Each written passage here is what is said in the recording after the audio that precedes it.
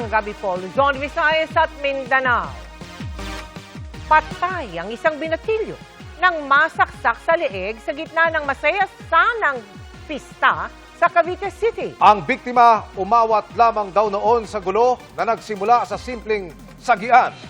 Nakatutok si Jomer Apresto. Ganito karami ang dumalo sa taunang Regada Festival sa Cavite City kahapon, June 24. Pero ang masaya sanang pagdiriwang ng kapistahan, nauwi sa gulo matapos magkaroon ng insidente ng pananaksak noong halos patapos na ang programa. Patay ang 17 anyos na biktima na napuruhan sa kanyang leeg. Pero lumabas sa investigasyon ng pulisya na ang biktima umawat lang sa gulo na nagsimula lamang sa simpleng sagian. Hindi natin alam kung anong purpose niya, ay tumulong or awatin or tumulong siya doon sa makipagsuntukan din. Magkatabi lang yung tent nila, doon nagsimula. Magkakilala na rin sila. Nagkasagian, tapos nagkaayos naman uli.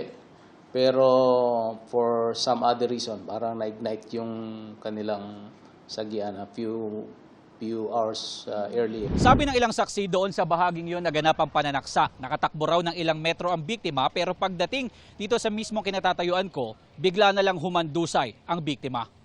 Sinubukan pa siyang isugod sa ospital pero hindi na siya umabot ng buhay matapos matamaan ang ugat sa kanyang leeg. Hindi pa malinaw sa ngayon kung ano ang ginamit na panaksak pero may posibilidad na susi raw ang murder weapon ayon sa pulisya. And nakita ko lang kasi hawak na ng kaibigan niya yung tama. Nanaig na yung takot. Yung iba nag-iiyakan na rin sa takot. May mga ulat at kumakalat din na larawan na may isa pang lalaki ang nasaksak pero posibleng AI-generated lang daw ito ayon sa pulisya. Agad namang naaresto ng mga otoridad ang 34 anyos na sospek na pinaniniwala ang unang nakaaway ng tiyuhin ng biktima. Wala po akong alam sa nangyari niya. Ano lang po ang alam niyo sa nangyari?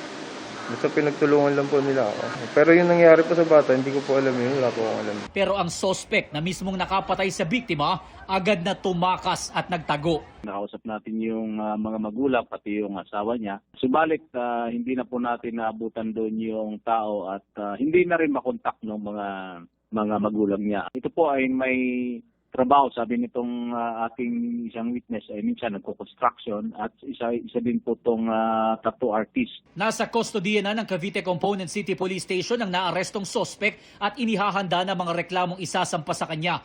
Bait naman po siya. Pag may problema, nagdadamayan naman ko. Masakit to. Jomer Apresto, nakatutok, 24 oras.